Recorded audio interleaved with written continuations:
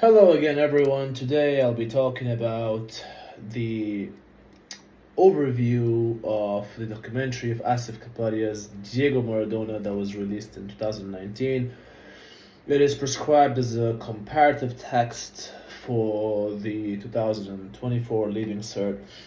Um, I want to delve deep into the deeper meaning of the documentary and the specific part of how you can compare it. I've compared it weirdly enough with The Crucible by Arthur Miller, and it was a bit difficult to compare with Arthur Miller's The Crucible, but I managed at the end of the day for my own sake, students' sake. So it's a documentary that chronicles the life and career of the legendary Argentine footballer Diego Maradona. Everybody has heard of Maradona. It's a trap because everyone thinks just because we know about Maradona, boom, now has become, it's easy to discuss Maradona as, as a hero, or, literary techniques, or perhaps whatever you're doing. So the film, it focuses on his time at Napoli from 1984 to 1991. It captures the highs and lows of his career as well as his personal life, from the hand of God famous goal or infamous goal he scores, the semifinals, to his kid that he doesn't acknowledge, to adultery in his personal life. The documentary is a mix of archival footage. It's very important to talk about the camera lens and angles if you're a higher student, the zoom ins and zoom outs, and the details. So it's very important to also look at how, if a camera focuses something else during an interview with Maradona, focuses on certain walls. This happens a lot when they show him as an idolized figure in Argentina after winning the World Cup, or after beating England.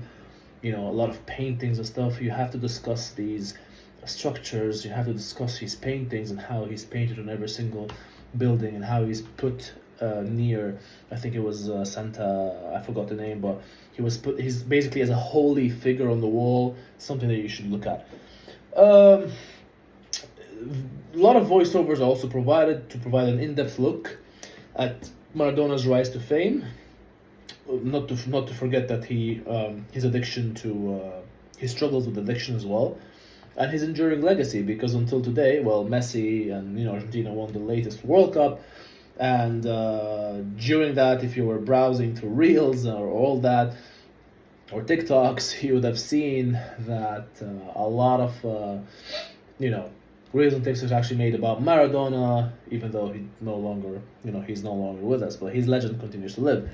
So the duality of Maradona's personality. There are two people. Well, it's one, but figuratively, Diego and Maradona. There are two people. Diego is represented as a humble, vulnerable, talented young boy from Villa Fiorito. It's a poor neighborhood in Argentina, Buenos Aires. This aspect of his personality is shown to be grounded, relatable, deeply connected to his roots and family, and it's a lot related to how he promises himself that he's one day, I quote from the film or documentary, that he's one day going to buy his parents a house, something amongst the lines of this. Then you've got Maradona, which is very different. He's depicted as a superstar persona created and shaped by the pressures and expectations of global fame, such as the hand of God and the massive fight that he had with the fights with Napoli and the fights with whatever. So this persona is brash, controversial, and often overwhelmed by the demands of being in the public eye. And this happens to every single celebrity that we see out there, from Kanye West to Eminem to Tyson Fury or Conor McGregor. Everybody faces this. So the tension between those two identities is a central theme, right? So if you look at theme versus issue, this could really fit there. It illustrates how Maradona struggled to balance his authentic self with the image that is expected of him by the public. Now, if you talk about the rise and fall, Napoli's triumph, the documentary focuses a lot on Maradona's incredible impact on Napoli. How he, at the beginning, obviously they're all losing, and then boom, Napoli starts winning. A club that had never won a major title before his arrival. Now, climatically, his leadership and extraordinary skills lead Napoli to two Serie A titles in Italy, a UEFA Cup victory and a Coppa Italia win, elevating him to near godlike status among fans. They started worshipping him all over the world, especially in Napoli, and this is when he got close to the mafia in La Cosa Nostra and all this, whatever. Personal demons, for example, alongside his professional success, the film delves a lot into Maradona's personal struggles, including his battles with drug addiction, extramarital affairs, and the intense scrutiny from the media. These issues are portrayed as contributing to his eventual decline both on and off the pitch. Now, cultural and social context. This is so important for the cultural context comparative course. Naples and Argentina, Napoli. Now, the documentary places significant emphasis on the cultural and social backdrop of Naples and Argentina. Maradona's connection with the working class fans of Napoli and his role as a symbol of hope and pride for the people of Naples are explored in depth. Now, I want to talk about this for a bit. Now, Maradona's relationship with the Camorra, the mafia, right? The Neapolitan mafia is touched upon, highlighting the complex and often dangerous environment he navigated during his time in Naples. And there's this party where he's sitting there with his presumed wife, and everything goes wrong, and the guy, the Camorra, tells him, if you need anything, I'm here for you, which sounds like an offer that if he accepts it, then he's in danger, and he cannot not accept it, and things become very complicated. I want to look up more about the cultural context, right? So, and I think that cultural context in this sense is very important to look at, because the early life in Argentina, for example, here we go. He was born in Villa Fiorito, a shantytown of the outskirts of Buenos Aires. His upbringing was poor, and how he changed from being from a poor class family to the world's greatest football player, maybe the greatest of all time to some. His early life in Argentina is marked by a strong sense of community and resilience. His rise from these humble beginnings to international stardom is emblematic of the rags to riches narrative, making him a hero to many Argentinians until today. He's a national hero in Argentina. He's more than just a football player. He is a national icon. His success on the international stage, we have to mention that it's the 1986 World Cup where he leads Argentina to victory, solidifies him as a national hero, right? Now, this is a very important part. The hand of God goal against England in the 1986 World Cup quarterfinals, not semifinals, is particularly significant. The goal, scored just 4 years after the Falklands War between Argentina and the United Kingdom, and you want to look up the Falkland War between Argentina and the United Kingdom to learn more about what this game in the quarterfinals really meant to Argentina and to the United Kingdom or England. This was more of a war rather than it was a game. So one thing to look at it, the hand of God scored by Maradona, and him not confessing that it is, he used his hand to score, his arm, perhaps could lead to the fact that he felt patriotic to his country, that he had to win no matter what. So his persistence and consistency and just trying to, win, it was 2-1, and he trying to get there, trying to win and be there is very, relevant and related to how he never gave up and just scoring by any means, right? He admitted later on, by the way. This game and this victory was seen by the Argentinians as a form of retribution, a symbol of national pride. Then upon his arrival to Napoli, his transfer was in 1984. It was a very significant cultural event. Again, cultural context. Naples, a city with a strong sense of regional identity and a history of economic and social struggles, they paid all this money to embrace a national well, not a national now, but Maradona as a savior, right? The people of Naples, Napoli, um, were looked down upon by the wealthier northern regions of Italy. Like they saw Maradona's arrival as a chance to challenge the status quo and achieve glory. Now, he's a symbol of hope, and his relationship with the Camorra is also very important to discuss. The documentary touches on Maradona's interactions with the Camorra. Now, the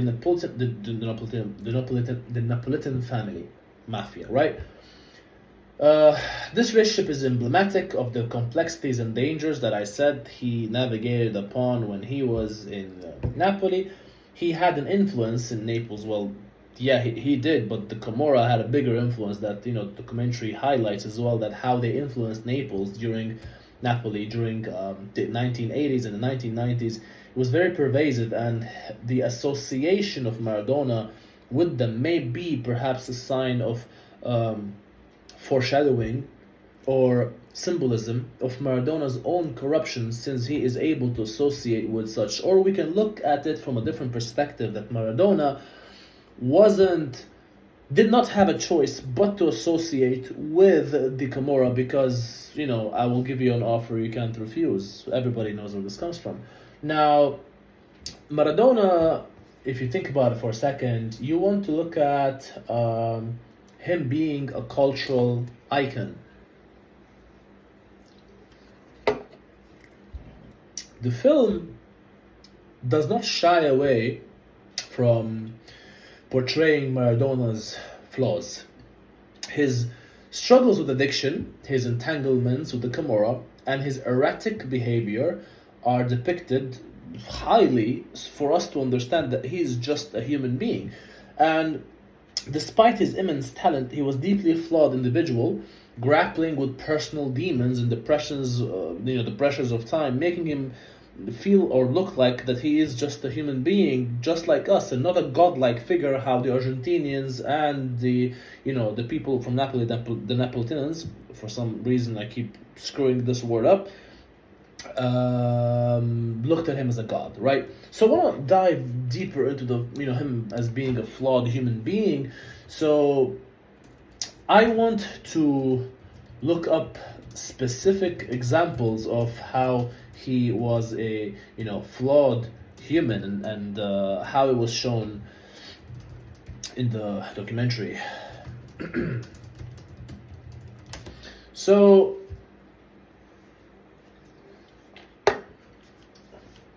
if you look at it, first thing, drug addiction. He started to struggle with cocaine, and it is very much during his time in Barcelona.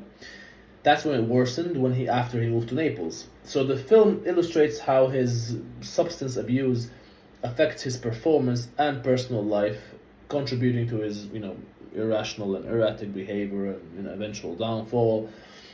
His success on the field, Maradona's off-field problems and addiction led to the scandals, as you can see in the documentary. The scandal, how the cameras are all zooming on him and he's trying to move away. His association with the mafia provided him with protection.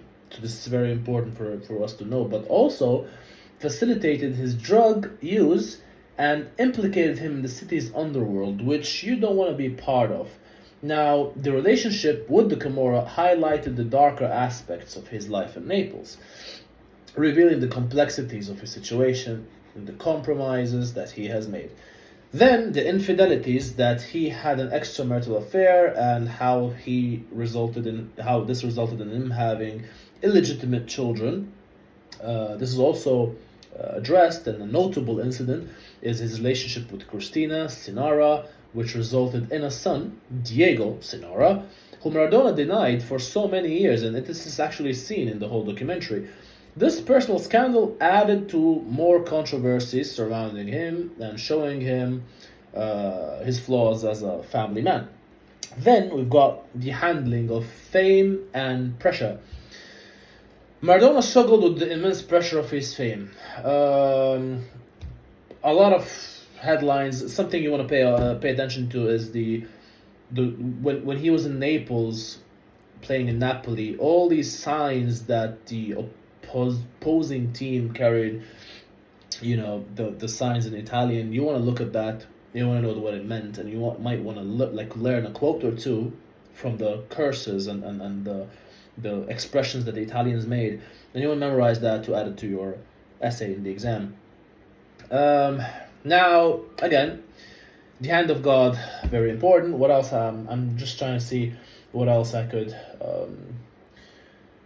cover for you. So let's look up how is he a religious figure. So you want to look at the church of Maradona, right? So it captures like the Maradona's status as a religious figure in Argentina, Naples, captures how he's idolized by anywhere, wherever he was playing, he was idolized as a god or a higher power. And in 1998, in Rosario, Argentina, in the Church of Maradona's paired religion, it was a religion created by his most ardent fans, and it celebrates Maradona's life and career. Right, the church treats Maradona as a deity, and his followers perform rituals and ceremonies in honor. You might just want to know this as a background. And throughout Naples, Maradona's image is often depicted in religious iconography similar to saints. So murals and statues portray him in ways reminiscent of Catholic saints with halos and divine light, and this is actually shown in the documentary. You might want to mention it. Now, I'm trying to see if there's anything that I could look at. Again, a man with mortal and profound flaws, a near divine figure worshipped by millions. Now, the last thing that perhaps I would want to talk about here is his story is one of social mobility, and how rising from extreme poverty to global superstardom, and this journey is significant in understanding his identity and the way he was perceived by the fans and the public before and after. His connection to his roots in Villa Fiorito remains strong throughout his life, which also kind of shows how his cultural identity remains the same no matter the fame. His success was seen as a beacon of hope for many people facing similar socio-economic challenges, which also is perhaps considered as a cultural thing for little young Argentinian boys who look up to Maradona as they strive to reach their hopes and dreams, right? So then you look at Maradona's life and political symbolism. His career and life was imbued with political symbolism. His role in Argentina's World Cup victory and association with political figures, like very important political figures like Fidel Castro and Hugo Chavez, reflect his complex relationship with politics and social injustice. His outspoken nature and willingness to address political issues endeared him to many, but also attracted criticism and controversy. And again, you want to look at it from a negative side sometimes. You want to see that Maradona's hand of God is evil, because it's an illegitimate goal that was found legit, right? And his association with the Camorra may also be seen as negative and foreshadowing, since you are associated with the mafia.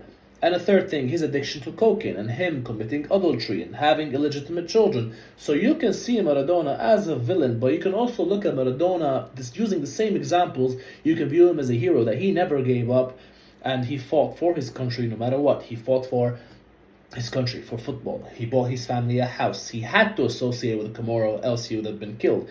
And you can look at it from that perspective, but you probably or possibly cannot, proof that his association and addiction of cocaine was a good thing and that he was forced to do it. Or perhaps you could say that societal pressure made him do cocaine, but it's never justified to do drugs. Then I think there's nothing else that I could cover about Maradona and what he has done. Like you would want to discuss every single thing, and the most important aspect of this documentary is discussing Maradona and discussing Diego, because it shows you two personalities of one human being. And you also want to look at how despite all the change, he still remains to be cultured and to go back to his roots and where he comes from. Some habits, they never change. Thank you very much for watching, and see you next time.